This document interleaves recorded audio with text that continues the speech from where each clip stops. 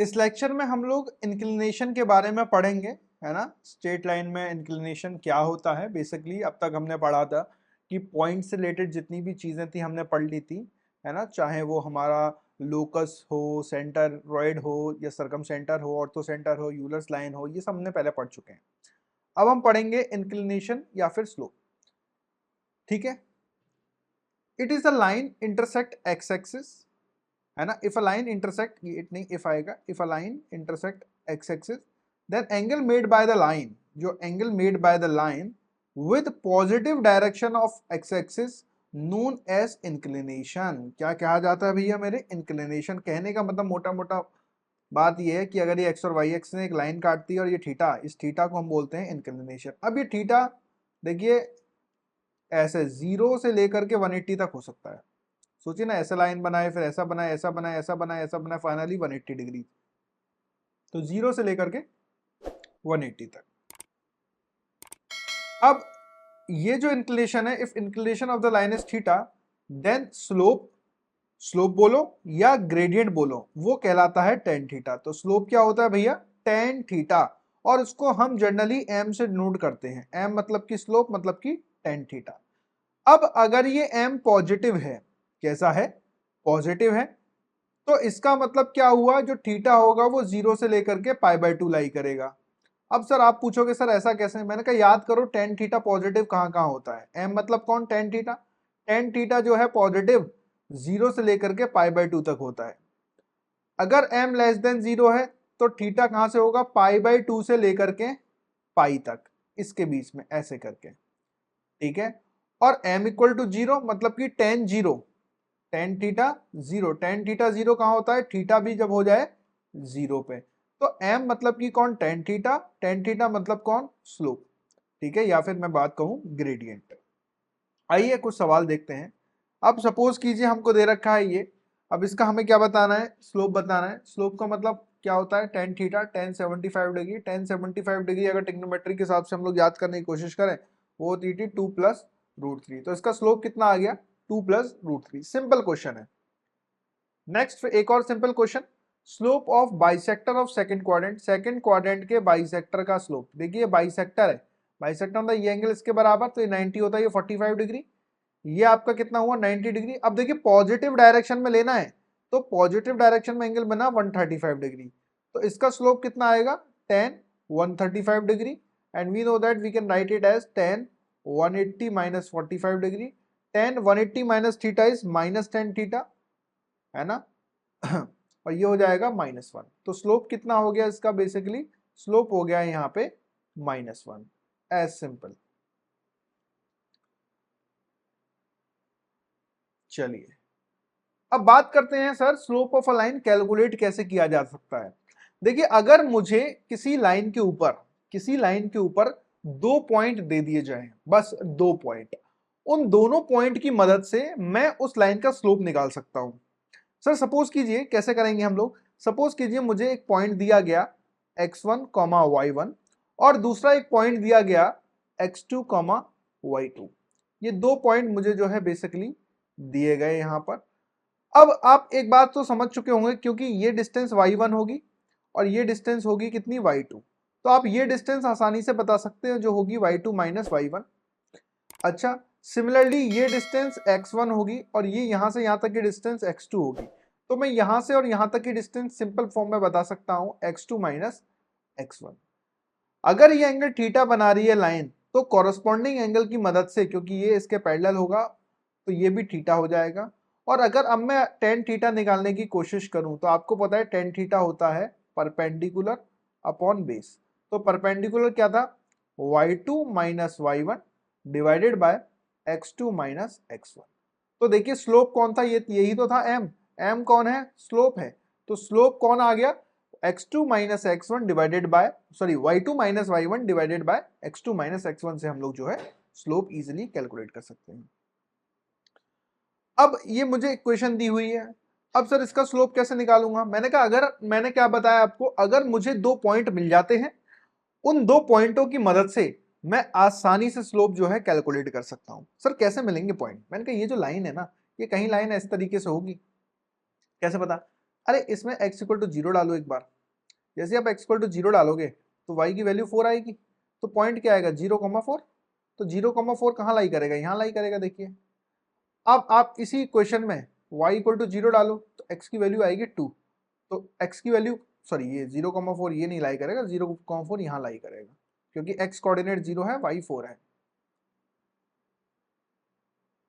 तो मिटा देता हूँ, x कितना आया 2, तो y कितना आया 0, तो 2,0 यहाँ लाई करेगा। तो ये 2 पॉइंट मेरे को मिल गए।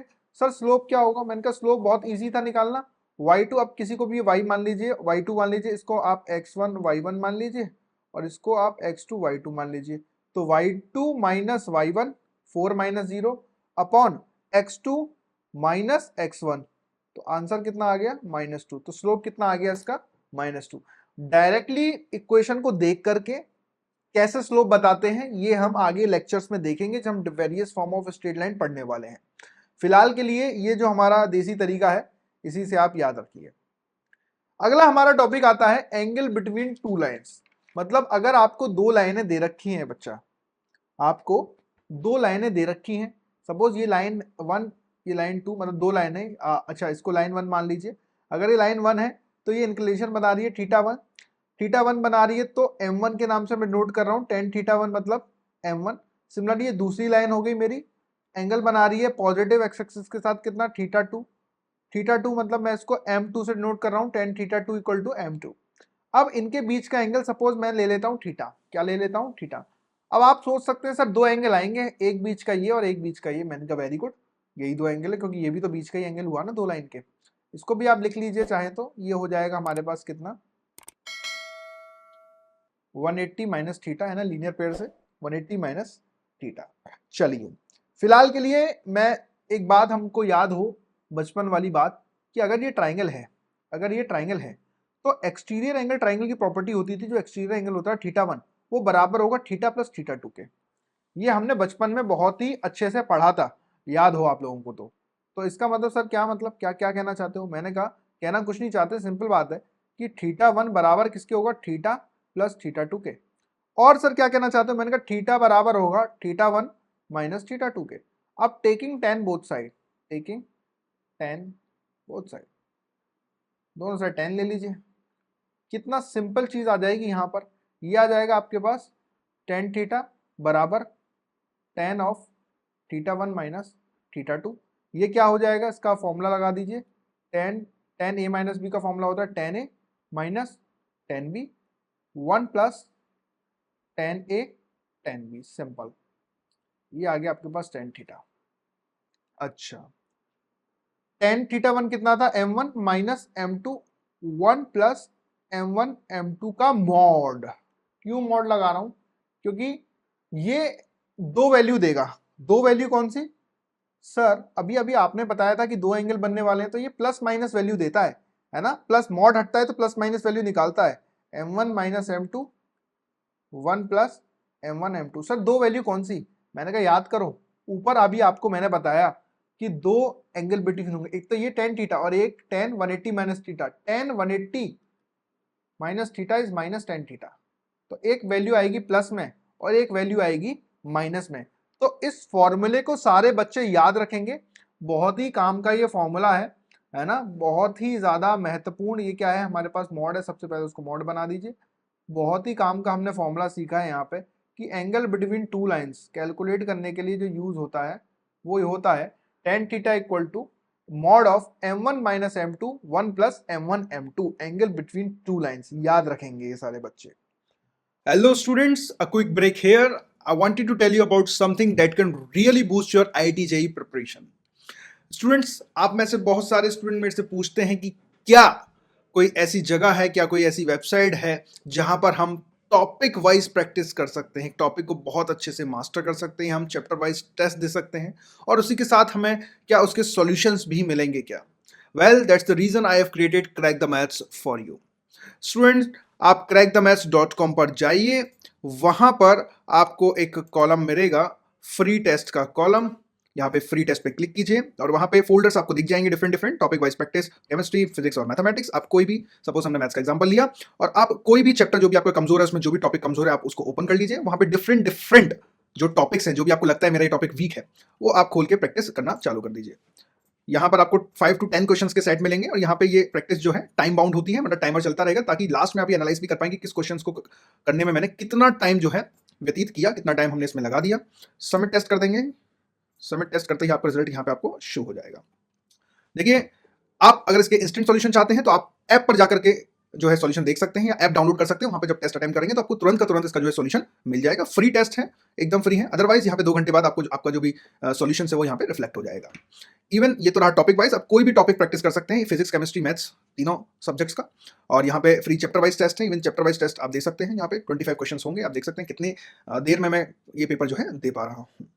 और भी हम ऐसे टेस्ट लाते रहेंगे आपके लिए, अपलोड करते रहेंगे स्टूडेंट्स।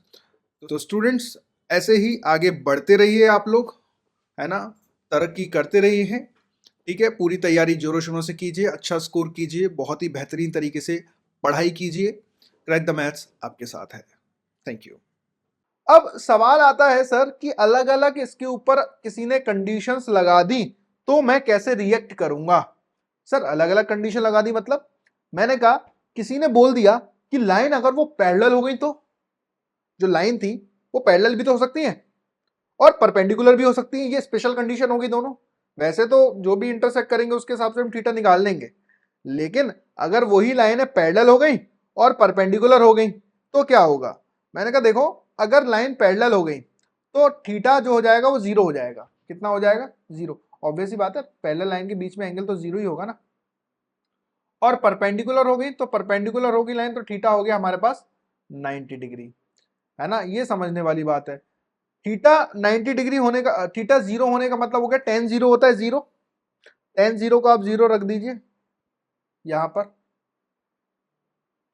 अच्छा, इसको क्या 0 रख के सिंप्लीफाई करना, सीधी बात है। इसका जो स्लोप है वो इसका स्लोप होगा। देखिए पैरेलल है ना, सेम ही तो स्लोप आएगा, जो इसका आएगा वो इसका आएगा, है ना। देखिए ये दो पैरेलल लाइन है तो जो इसका स्लोप है वही इसका स्लोप, मतलब कि m1 इक्वल टू m2 हो जाता है, सीधी बात है ना। डायग्राम बना लीजिए आप, कोई दिक्कत वाली बात नहीं है। थीटा 1। नेक्स्ट, अगर परपेंडिकुलर हो जाती हैं, अगर परपेंडिकुलर हो जाती हैं tan 90 degree equal to simple plus minus m1 minus m2, 1 plus m1 m2। तो tan 90 1/0 होता है भैया। 1/0 को आप क्रॉस मल्टीप्लाई कर दीजिए तो यहाँ 1 से मल्टीप्लाई होगा, 1 plus m1 m2 equal to 0। तो m1 m2 बराबर कितना आ गया? -1। बहुत ही इंपॉर्टेंट और काम का रिजल्ट, हमेशा ध्यान रखने के लिए, हमेशा ध्यान में रखने के लिए।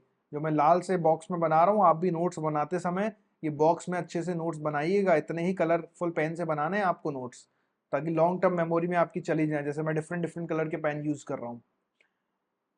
सर क्या हुआ ये? मैंने कहा अगर दो लाइन परपेंडिकुलर होंगी, हमेशा याद रखना m1 m2 दोनों का प्रोडक्ट कितना आएगा? -1 आएगा, ध्यान रखना है। अब सर इसको देखते हुए मेरे मन में एक सवाल पैदा होता है। क्या सवाल है कि अगर दो लाइन परपेंडिकुलर हैं तो क्या उनका स्लोप m1 m2 -1 होगा? जरा विचार कीजिए इस बात पे थोड़ा सा मतलब अध्ययन कीजिए कि क्या, मैं दोबारा बोलता हूं, अगर लाइन परपेंडिकुलर हैं तो क्या m1 m2 -1 होगा? मैंने कहा not always, not always. Sir मतलब, मैंने कहा एक्सिस, ये अगर x एक्सिस है y एक्सिस है, दोनों परपेंडिकुलर होती हैं, लेकिन इसका स्लोप 0 और इसका इनफाइनाइट होता है, प्रोडक्ट कभी भी -1 नहीं होता। इसका मतलब क्या होगा? In case of axis, not always मतलब कौन सा एक्सेप्शन केस है? जैसे केमिस्ट्री में हम लोग बहुत एक्सेप्शन पढ़ते हैं ना, इसमें एक ही एक्सेप्शन है यहाँ पर। इन केस ऑफ एक्सिस, ठीक है, एक्सिस है ना, वो हमारी परपेंडिकुलर होती हैं, लेकिन नॉट प्रोडक्ट ऑफ स्लोप -1 नहीं होता है, -1 नहीं होता। अच्छा दूसरी बात कि अगर m1 m2 -1 है तो लाइंस आर परपेंडिकुलर। मैंने कहा हाँ, ये ऑलवेज, ऑलवेज, हमेशा। अगर आपको ये दे रखा है कि m1 m2 -1 है तो लाइंस परपेंडिकुलर होंगी, ऐसा हमेशा ही होगा। ध्यान में रखना ये बात आपको। चलिए फॉर एग्जाम्पल सर कहाँ काम आता है, एक छोटा सा एग्जाम्पल। अगर ये m इक्वल टू 2/3 है और ये परपेंडिकुलर, तो इसका स्लोप कितना होगा? इसका m1 मान लो, तो m इंटू m1 बराबर -1 होगा, तो 2/3 इंटू m1 इक्वल टू -1, तो m1 इक्वल टू कितना आएगा -3/2। सिंपल।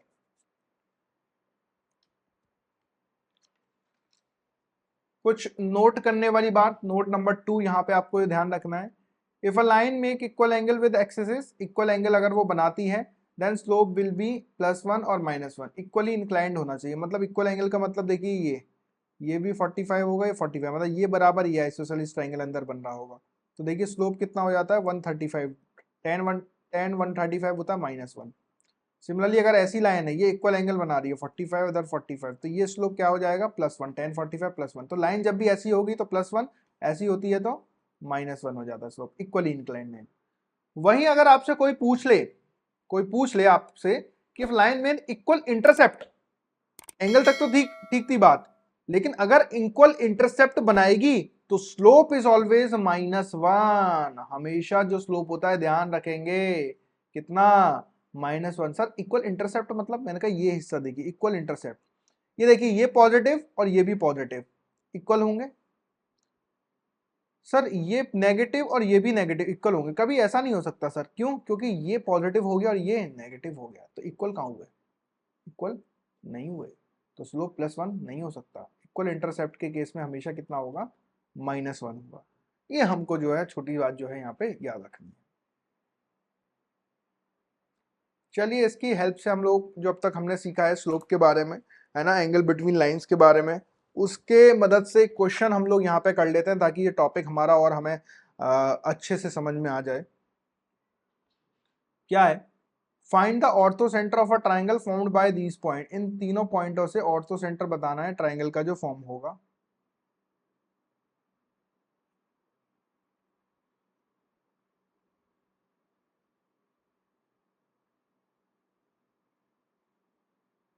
पहले तो आप इसको प्लॉट कर लीजिए। देखिए प्लॉट मैं कर देता हूँ इसको। पॉइंट है 0,0, 4,0 कहाँ होगा, यहाँ पे होगा, 3,4, 3,4 कुछ यहाँ पे होगा। तो एक ट्राइंगल बना लेते हैं हम लोग पहले।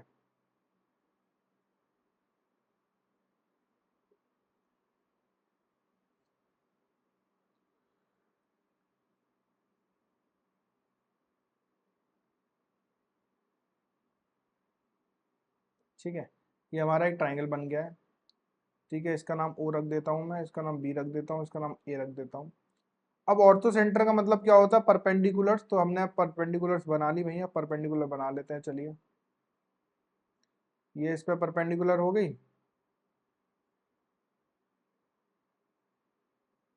एक ये परपेंडिकुलर बना लीजिए,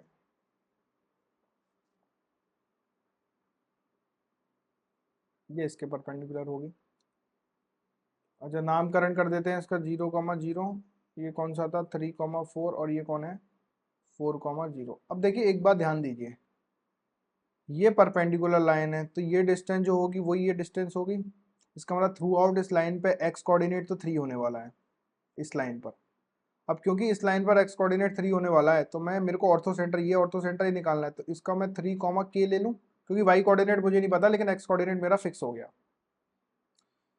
ये हमने परपेंडिकुलर डाला, ये हमने परपेंडिकुलर डाला है। अब कैसे निकालेंगे ऑर्थो सेंटर? देखिए अगर मैं बात करूं आपसे, अगर मैं बात करूं, ये पॉइंट डी है कि स्लोप एम मतलब slope, slope of AD multiplied by slope of OB -1 होगा।